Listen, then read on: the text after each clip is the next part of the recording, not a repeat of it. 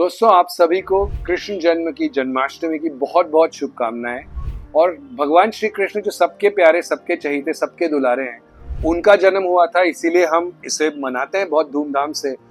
और जो इतने नटखट प्यारे नंदलाला थे, उनके कुछ कुछ नटखटपन पे उनको काफी सारी डांट फटकार लगी थी, इसीलिए शायद सिर्फ नटखट ना रह के वो इतने बड़े बन गए। और ये सीख और जो हमें मिलती है वो टफ लव की कॉन्सेप्ट से मिलती है, कठोर प्रेम से। और यही हमारा जन्माष्टमी स्पेशल है, अलौकिक द जर्नी विद इन पे, tough love. Hello everyone and welcome to yet another episode of Alaukik the journey within. और अभी क्योंकि जन्माष्टमी आने वाली है, तो कृष्ण जी जो हमारे सबके बहुत प्यारे चहीते दुलारे हैं, उनके बचपन के कुछ कहानियों से इंस्पायर्ड आज का विषय लिया है, थोड़ा सा हटके, टफ लव, कठोर प्रेम। तो दोस्तों, भगवान श्री कृष्ण जो कि सबके प्यारे, सबके चहीते, सबके दुलारे हैं, खास तौर पे अपने बाल रूप में जो कृष्ण लल्ला है, वहां पे उनके सारे जो किस्से हैं, वो माखन खाते हैं, मटकी फोड़ते हैं, जो सारे ये ऐसे किस्से रहे हैं। अगर आप देखोगे इंटरनेट पे तो आपको बहुत इमेजेस ऐसे भी मिल जाएंगी जिसमें माँ यशोदा जो भगवान श्री कृष्ण से इतना प्रेम करती थी, इतना स्नेह रखती थी, लेकिन आपको ऐसी बहुत इमेजेस मिलेंगी जिसमें कहीं वो उनके कान खींच रही हैं, कहीं उनको छड़ी से मार रही है, कहीं इन्हें ओखली से बांधा गया है, उन्हें डांट फटकार लग रही है। और ये किन्हें लग रही है? नंदलाला, भगवान श्री कृष्ण को लग रही है। तो टफ लव की जो कहीं ना कहीं एक नींव है, specially from a parental perspective, कि जहां पर एक भगवान ने अवतार लिया हुआ है श्री कृष्ण के रूप में, और उनकी जो बाल लीलाएं हैं बड़ी नटखट, बड़ी प्यारी, बड़ी स्वीट, बड़ी अडोरेबल है। लेकिन कुछ उनकी क्रियाएं ऐसी भी हैं जिनमें एज अ पेरेंट माता यशोदा को उन्हें डांट लगानी पड़ती है, कान खींचना पड़ता है, फटकार लगानी पड़ती है। तो ये एक्चुअली बेसिस है टफ लव का, यानी कि कठोर प्रेम का। So from a parenting perspective it's a very very important thing कि आप कब अपने बच्चे को, and this is applicable for all other relationships in life as well, कहां पर you draw the line where you say अच्छा, you know what, I am not going to be a pushover anymore. ये करोगे, ये गलत है, उसकी गलती को निकालना, टोकना, ताकि वो सुधर जाए। And again in the American psychological parlance that I was trying to contrast this with, tough love is given a great deal of importance because it is actually something, and the way it's defined on this page, the act of treating someone harshly to help them in the long run. That is what is tough love, because it helps build resilience. एक आप में क्षमता पैदा करने के लिए एक जरूरी चीज हो जाती है, क्योंकि हर चीज अगर आपको मिल ही रही है, मुझे लड्डू चाहिए, लड्डू मिल गया, केक चाहिए, केक मिल गया, मूवी देखने जा रहे हैं, मूवी देखने, सब मिल ही रहा है, मिल ही रहा है, मिल ही रहा है। इंसानी फितरत ये है, उसकी वैल्यू कम रहती है। और अगर जब ग्रह पलटेंगे, क्योंकि सबके ग्रह कभी ना कभी तो पलट जाते हैं, तो जब ग्रह उल्टे पलट जाते हैं, तब जो टफ सिचुएशंस आती है, तो अगर आप बहुत ज्यादा सिर्फ नाजों से पले हैं, there is no tough love, उसको संभाल लेना थोड़ा सा मुश्किल हो जाता है। That's why this importance of building the resilience, understanding कि भाई कल आज के जितना अच्छा नहीं रहने वाला है, हो सकता है कल का दिन बुरा हो, मुझे अपने शरीर को, अपने मन को, अपनी जरूरतों को इस तरीके से कैलिब्रेट करना पड़ेगा that I am able to handle it. It's about building this strength, mental strength, which comes from here, the confidence in the heart that leads to the strength in the brain. But in order to build that, कोई भी gym में muscles बनाना आसान तो नहीं होता है ना, मोटे मोटे वजन उठाने पड़ते हैं। उसी तरीके से प्यार भी सिर्फ आसान नहीं हो सकता, थोड़ा थोड़ा कठोर प्यार जरूरी हो जाता है, खास तौर पे पेरेंट्स के लिए। इसीलिए टफ लव। तो दोस्तों, क्योंकि हम थोड़ा पेरेंटिंग की बात कर रहे हैं, कुछ पेरेंटिंग स्टाइल्स भी देख लेते हैं, because parenting is something that everyone keeps talking about. It's a topic where everyone has an expert opinion on, yet most people are very bad at it. तो क्या स्टाइल्स है, एक बार जरा देख लेते हैं. अगर हम एक 2x2 का मैट्रिक्स ऐसे कर लें, where we are considering the level of strictness from low to high and level of involvement in parenting again from low to high.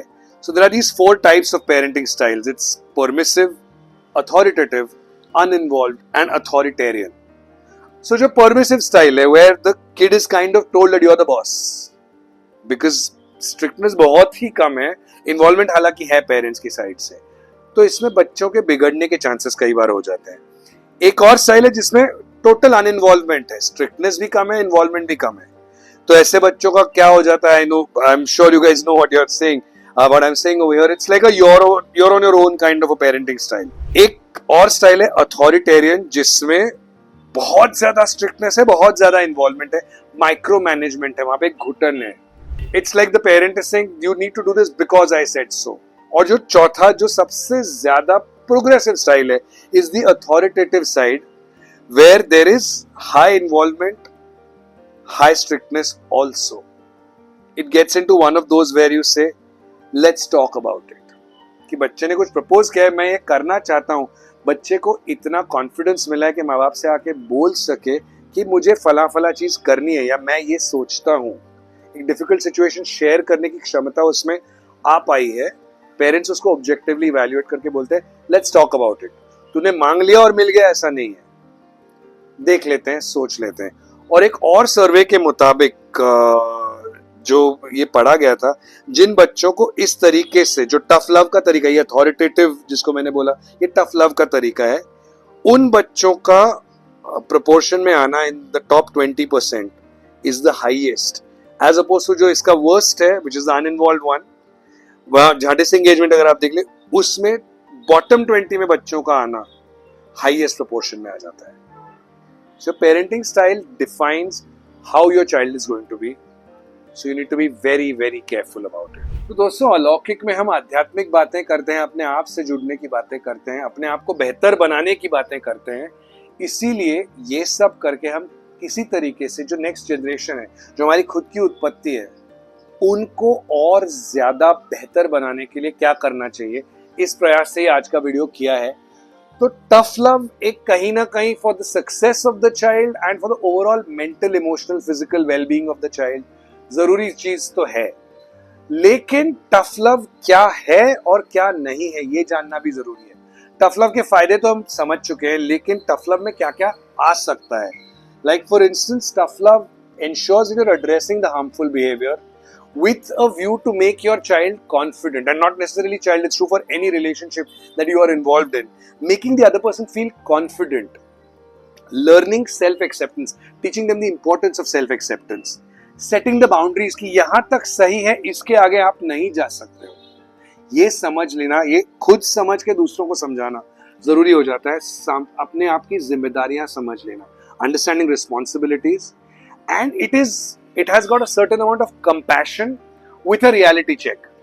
जहां जरूरत पड़ती है बताने की, भाई you have to call a spade, ये गलत है तो गलत है, अंधा प्यार नहीं होना चाहिए वहां पे। और what it is not, it's not about forcing your own opinions, मेरा वचन ही है शासन, वैसा नहीं होता है। You need to also understand कि सामने वाले का दृष्टिकोण कुछ अलग हो सकता है, क्योंकि उसके अनुभव, उसकी परिस्थिति, उसका व्यक्तिमत्व आपसे अलग है, तो उसका एक नजरिया अलग हो सकता है, और ये समझ लेना और उतनी फ्लेक्सिबिलिटी रखना जरूरी है। So it's not about just forcing your own opinions, it's not about like a one size fits all कि ये ऐसा ही होगा, असेंबली लाइन में यहाँ पे कटेगा, इतना बनेगा, ये होगा, ऐसे नहीं है। पांचों उंगलियां भी सेम नहीं है, तो कैसे सब सेम हो सकता है। इट इज नॉट पनिशमेंट और रिवेंज, तूने मेरी बात नहीं मानी ना, 2 थप्पड़ मारूंगा, that's not what tough love is. It is not about manipulation, control, अपनी बात उल्टे तरीके से बोल के अपने चाइल्ड को या रिलेशनशिप में इन्वॉल्व दूसरे व्यक्ति को अपने इशारों पे नचाना, that's not what tough love is. And tough love is not all that easy कि 2 थप्पड़ लगा दिए और हो गया, क्योंकि अगर इतना आसान होता तो दुनिया में फिर क्या ही होना था। पेरेंटिंग डिफिकल्ट है, ह्यूमन रिलेशनशिप्स डिफिकल्ट हैं, और अपने आप को समझना भी डिफिकल्ट है। एक डिस्क्लेमर तो दे देता हूँ, ज्ञानी पंडित तो हूं नहीं मैं कोई, लेकिन अपने आप को समझेंगे तो आप अपने अराउंड के लोगों को ज्यादा बेहतर समझ पाओगे। And who better than your own kin, your own family, your own children. तो अच्छे तरीके से खुद को असर्ट करके draw the lines with a positive progressive intent. जब महाभारत शुरू होने वाला था और जब वीर योद्धा अर्जुन को ये सारा डर लगने लग गया कि यार मैं तो ये नहीं करूंगा, मैं अपनों को मार नहीं सकता हूं, और तब वो कमजोर हो गए थे कहीं ना कहीं अहंकार की जगह से आके, तब साक्षात भगवान श्री कृष्ण ने उन्हें फटकार लगाते हुए एक तरीके से वर्बल, नॉट फिजिकल, समझाया था कि कर्म, कर्तव्य क्या होता है, और उससे उत्पत्ति हुई थी भगवत गीता की। तो अगर आप मुझे पूछोगे ना, तो टफ लव की दुनिया की one of the most important aspects that the world has learned out of tough love is the creation of the Bhagavad Gita. तो टफ लव कितना पावरफुल हो सकता है आप खुद ही समझ सकते हो। और आज की मेरी Hindi film example is one of my most favourite film ever by one of the greatest directors ever, Shri Rishikesh Mukherjee. 1980s की खूबसूरत, जिसमें बचपन में मुझे लगता था कि रेखा जी का जो कैरेक्टर है मंजू का, that's the most lively, chirpy, bubbly, fun character. But जैसे जैसे मेरी उम्र बढ़ती गई मुझे एक चीज का एहसास हो गया कि बचपन में जो कैरेक्टर विलन लगता था इस फिल्म की, ज्यादा अदर विलनेस वैम्प लगती थी जो इस फिल्म में उनकी सास का रोल प्ले करती है Dina Pathak ji, she is actually the real hero. Because ये पूरे जॉइंट फैमिली को अपने नियमों के बंधन में टफ लव से जोड़ के बांध के रखने वाली जो एक भूमिका में थी, जहां पे हर बात की कठोरता, उस बात का बिटरनेस अपने आप पे ले लेना, मैं बुरा बनने को तैयार हूं ताकि मेरे परिवार का भला हो। In some of those scenes where she is actually telling her children that आजादी सबको अच्छी लगती है, लेकिन ये आजादी की जिम्मेदारी समझते कितने लोग हैं? कोई भी आजादी बिना अपने नियमों के पूरी नहीं होती, और इसी को डिसिप्लिन कहते हैं। तो ये मेरे लिए एक बहुत इंपॉर्टेंट सबक रहा है टफ लव का। And now actually I have mentally reached that stage where I think this love is better than any other love. So that was the video guys. आपको कैसा लगा हमें जरूर बताइए। Like, share, subscribe, comment. Alaukik देखते रहिए, अपने आप से जुड़ते रहिए, सबसे प्रेम करते रहिए, कठोर मत बनिए, बट जहां जरूरत पड़े वहां कठोर प्रेम को प्रकट करने में झिझक मत दिखाइए, क्योंकि वो आप सामने वाले की भलाई के लिए कर रहे हैं और उसे उसी उद्देश्य से कीजिए। अलौकिक देखते रहिए, हमसे जुड़ते रहिए। प्लीज हमें बताइए आपको कैसा लग रहा है सब कुछ। खुश रहिए, आबाद रहिए। मैं आपको मिलूंगा नेक्स्ट वीडियो में। नमस्ते।